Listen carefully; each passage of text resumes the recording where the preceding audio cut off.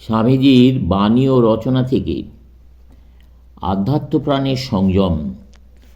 এখন আমাদের প্রাণায়ামের বিভিন্ন ক্রিয়াগুলি সম্বন্ধে আলোচনা করিতে হইবে। আমরা পূর্বেই দেখিয়াছি, যোগীগণের মতে সাধনের প্রথম অঙ্গই ফুসফুসের গতি নিয়ন্ত্রিত করা। আমাদের উদ্দেশ্য শরীরের মধ্যে যে সকল সূক্ষ্ম সূক্ষ্ম গতি আছে সেগুলি অনুভব করা। আমাদের মন বহির্মুখ হইয়া পড়িয়াছে, উহা ভেতরের সূক্ষ্ম সূক্ষ্ম গতিগুলিকে মোটেই ধরিতে পারে না। অনুভব করিতে পারিলেই সেগুলিকে আমরা জয় করিতে পারিব। এই স্নায়বীয় শক্তি প্রবাহগুলি শরীরের সর্বত্র চলিতেছে। প্রতি পেশিতে উহারা প্রাণ ও জীবনী শক্তি সঞ্চার করিতেছে, কিন্তু আমরা সেই প্রবাহগুলি অনুভব করিতে পারি না। যোগীরা বলেন, চেষ্টা করিলে আমরা ওইগুলি অনুভব করিতে শিখিতে পারি। কিভাবে? প্রথমে ফুসফুসের গতি নিয়ন্ত্রিত করিবার চেষ্টা করিতে হইবে। কিছুকাল ইহা করিতে পারিলেই আমরা সূক্ষ্মতর গতিগুলিও নিয়ন্ত্রিত করিতে পারিব। এখন প্রাণায়ামের সাধন ও ক্রিয়াগুলির কথা সমালোচনা করা যাক। সরলভাবে উপবেশন করিতে হইবে।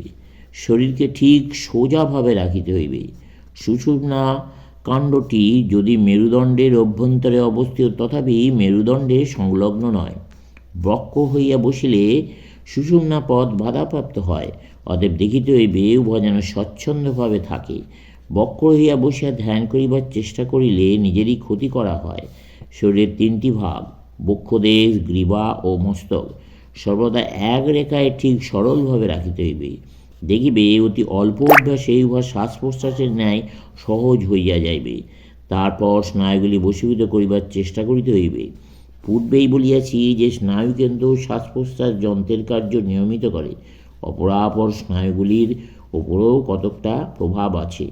এই জন্যেই শ্বাস প্রশ্বাস তালে তালে হওয়া আবশ্যক।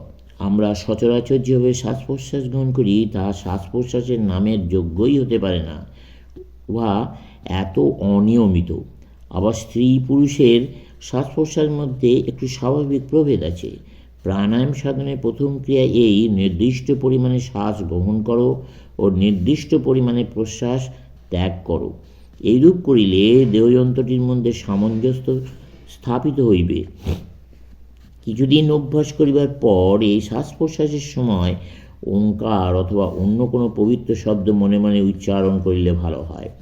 প্রাণায়ামের সময় 1, 2, 3, 4 এই ক্রমে সংখ্যা গণনা না করিয়া ভারতে আমরা কতগুলি সাংকেতিক শব্দ ব্যবহার করিয়া থাকি।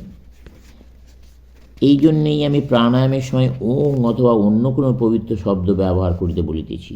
মনে করিবে উহা শ্বাসের সহিত তালে তালে বাহিরে যাইতেছে ও ভেতরে আসিতেছে। এইরূপ করিলে দেখিবে যে সমুদয় শরীরই ছন্দের তালে তালে চালিত হইতেছে। তখনই বুঝিবে প্রকৃত বিশ্রাম কি। উহার সহিত তুলনায় নিদ্রা বিশ্রামই নয়। একবার এই বিশ্রামের অবস্থা আসিলে অতিশয় শান্ত স্নায়ুগুলি পর্যন্ত জুড়াইয়া যাইবে, আর তখন বুঝিবে যে পূর্বে কখনো তুমি প্রকৃত বিশ্রাম লাভ করো নাই। এই সাধনে প্রথম ফল দেখা যায় মুখ ভাবের পরিবর্তনে। মুখের শুষ্কতা বা কঠোরতা ব্যঞ্জক রেখাগুলি অন্তর্হিত হইবে। মনের শান্তি মুখে ফুটিয়া বাহির হইবে।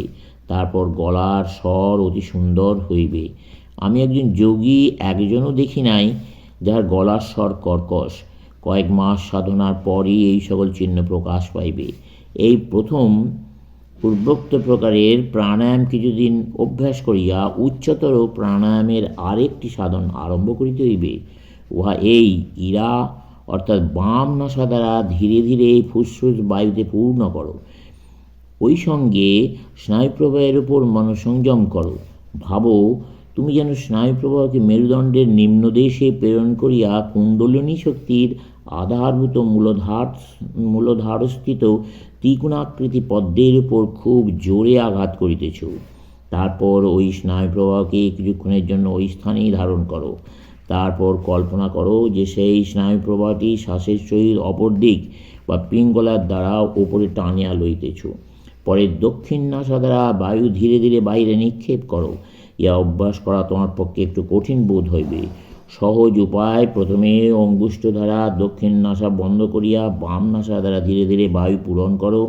তারপর অঙ্গুষ্ঠ তর্জনী দ্বারা উভয় নাসা বন্ধ করো ও মনে করো যেন তুমি বায়ুপ্রবাহটিকে নিম্নদেশে প্রেরণ করিতেছ এবং সুষুম্নার মূলদেশে আঘাত করিতেছ। তারপর অঙ্গুষ্ঠ সরাইয়া দক্ষিণ নাসা দ্বারা বায়ু রেচন করো। তারপর বাম নাসা তর্জনী দ্বারা বন্ধ করিয়া দক্ষিণ নাসা দ্বারা ধীরে ধীরে পূরণ করো ও পুনরায় পূর্বের মতো উভয় নাসারন্ধ্রই বন্ধ করো। হিন্দুদিগের মতে প্রাণায়াম অভ্যাস করা এদেশের আমেরিকার পক্ষে কঠিন হইবে, কারণ হিন্দুরা বাল্যকাল হইতে ইহা অভ্যাস করে, তাদের ফুসফুস ইহাতে অভ্যস্ত। এখানে 4 সেকেন্ড হইতে আরম্ভ করিয়া ক্রমশ বৃদ্ধি করিলেই ভালো হয়। 4 সেকেন্ড ধরিয়া বায়ু পূরণ করো, 16 সেকেন্ড বন্ধ করো, 8 সেকেন্ড ধরিয়া বায়ু রেচন করো। যাতে একটি প্রাণায়াম হইবে। ওই সময়ে মূলধারস্থ ত্রিকোণার পদ্মটি চিন্তা করিতে করিতে ওই কেন্দ্রে মন স্থির করিবে। এইরূপ কল্পনায় তোমার সাধনে অনেক সুবিধা হইবে। ক্রমশ